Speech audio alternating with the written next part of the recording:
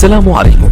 لا تنسوا الاعجاب بالفيديو والاشتراك في القناة تشجيعا لنا لنستمر بنشر المزيد ان شاء الله.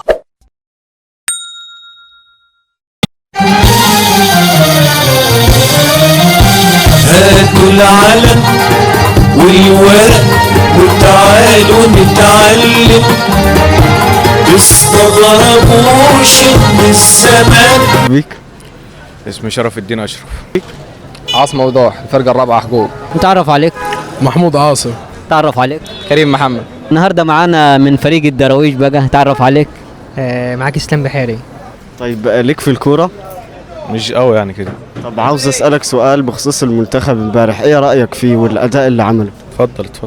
والله هو المنتخب أداؤه مش بطال، بس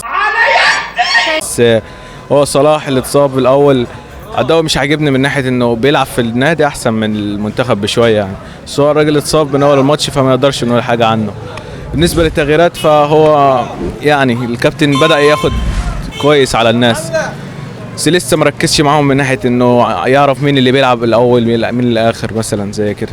طيب والحاجات اللي تحب تنصح بها المنتخب ان هو يعني مثلا يحسن من نفسه كده ايه؟ اللهم لو اتدربوا وخدوا على بعض. في ايه يا كباتن؟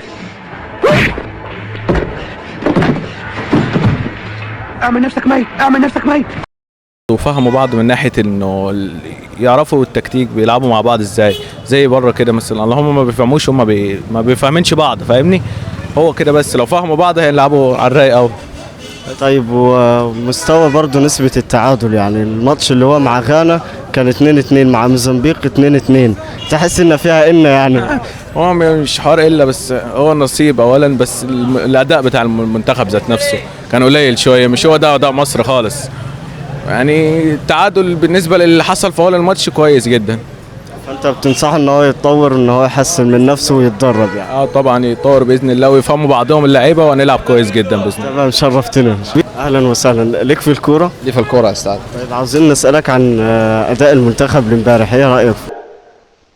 ماذا اقول واي شيء يقال بعد كل ما قيل، وهل قول يقال مثل قول قيل قبل ذلك؟ والله أداء المنتخب يا أستاذنا الفاضل، المنتخب ما أداش أي حاجة خالص امبارح يعني طلعونا من الساعة 10 لحد الساعة 12:30 وفي الآخر تعادلوا. يعني إلا بعض اللعيبة يعني إمام عاشور، عمر مرموش، تريزيجيه، مصطفى محمد. اللهم صل على النبي. الأستاذ لأجل بختك مركز أوي النهارده. طب ورأيك كيف صلاح لما طلع؟ والله صلاح زعلنا يعني لما طلع. يعني لا والله صلاح يعني في مصر كده ما فيش الأداء اللي هو يعني. طيب تحب تقول للمنتخب يحسن أداؤه إزاي؟ المنتخب يعني هل بالتدريب أو كده؟ هو لازم المدير الفني يتشال، يعني المدير الفني لازم يتشال يعني دي. احنا لازم نجيبوا لنا مدير فني محترم يعني كده، يعني نرجعوا كده ايام حسن شحاته، الجوهري، لازم نرجع ايام الناس الحلوه دي. ايام الناس الحلوه، فين تريكا وجمعه وزيدان والجماعه دول فينهم يعني؟ يا محمود، ايه رايك في اداء المنتخب؟ يعني كان ضعيف شويه امبارح، ما كانش في مباراة غانا. ما كانش في مستواه يعني وكده. ورايك في التشكيل بقى؟ لا التشكيل يعني كان يعني ما كانش احسن حاجه برضه امبارح. لما بقى غيرنا وطلع صلاح ونزل تريزيجيه، ايه رايك؟ بعد ما طلع صلاح الامور اختلفت. فكت العقده.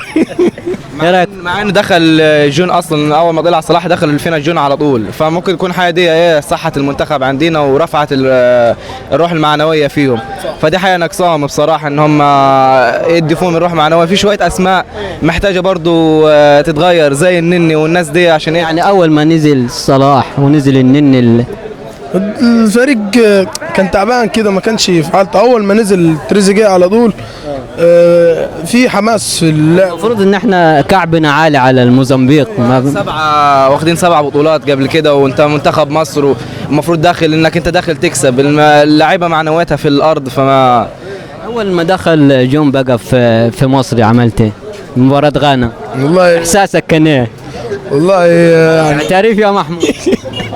اكيد يعني زعلان، يعني مش هتبسط جون جه فينا يعني. كان عندك امل ان احنا نتعادل؟ لا انا بص يعني ما تعادلنا الماتش اللي فات، قلت اكيد الماتش ده هيخشوا ايه لازم نكسب وما ينفعش الاداء اللي فات، فقلت اكيد ممكن يبهرونا بالاداء الماتش ده، فللاسف برضو ما كانش الاداء اللي هو وتعادلنا زي الماتش. قدامنا ماتش بقى يوم الاثنين ان شاء الله لازم نكسب. هنكسب وان شاء الله بسكور ان شاء الله عالي. ان شاء الله بقى احنا مع منتخبنا ان شاء الله. ان شاء الله مع منتخبنا. احنا بنشكركم. خلينا صراحة كده، ايه رأيك في المنتخب امبارح؟ لا بصراحة بص هو مش قوي. الله اكبر عليك، ايه الحلاوه دي، ايه الحلاوه دي. لو ما لعبوش اول لعيبة خالص، ما كانش فيه اي حماس خالص. تحس اللعيبة لو مش زي زمان كانت لعيبة بتقاتل على الكورة بتاع، دلوقتي مفيش. فين الروح اللي كانت زمان بس؟ هو مفيش روح. مفيش روح. ورأيك في محمد صلاح؟ محمد صلاح مش عارف بصراحة ماله مع المنتخب غير ليفربول خالص مفيش. الفترة الأخيرة دي برضو يعني ما كانش كويس أو كده. ما هو مش كويس، تحس مستواه بيتراجع يعني. مع ليفربول حاجة تانية، مستواه بيتراجع مع منتخب مصر مش عارفينه في ايه. طيب تحب تقول للمنتخب ان هو يتحسن ازاي يعني من وجهة نظرك؟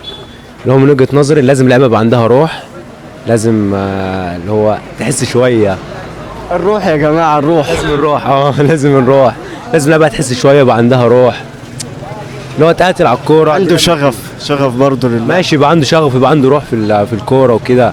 ما ينفعش كده والله، احنا عايزين نفوز، عايزين نفرح. مش كده، عاوزين مرة نسمع الماتش نحس بالفوز كده احنا بنسمع. عايزين نفرح فرحة الفوز، مفيش خالص. انعدمت عندنا في منتخب مصر خالص بصراحة.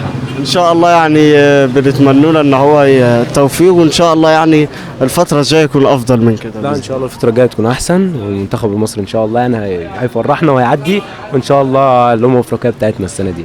يا اسلام ابن بلدي اسلام، ايه رايك في اداء المنتخب؟ لعب مباراتين بقى، ايه رايك في الاداء؟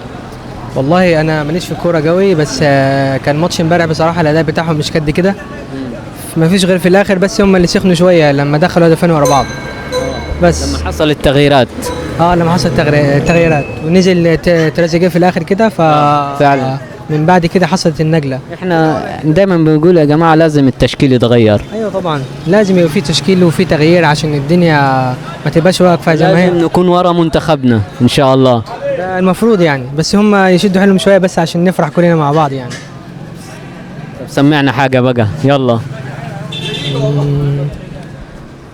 من حب قلبي للرسول محمد نلت المنى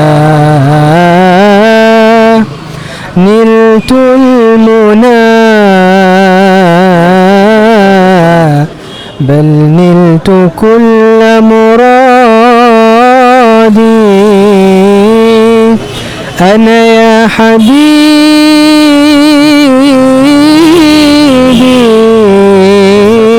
في هواك متيم، أنا يا حبيبي في هواك متيم، وشهود وجهك بغيتي ومرادي، أنت الوسيلة أنت نور قلوبنا، أنت الشفيع لحضرة المتعالي،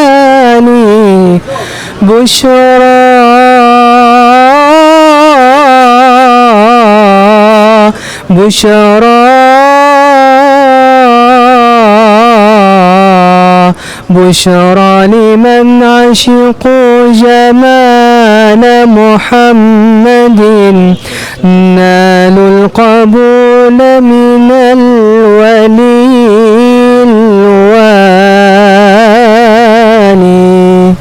اللهم صل على سيدنا محمد، خير ما ختمنا به ان شاء الله ورا منتخبنا، وان شاء الله نكسب الماتش الجاي. شكرا لك يا غالي. الفيديو ده ل100,000 لايك، هنستناكم، تابعونا.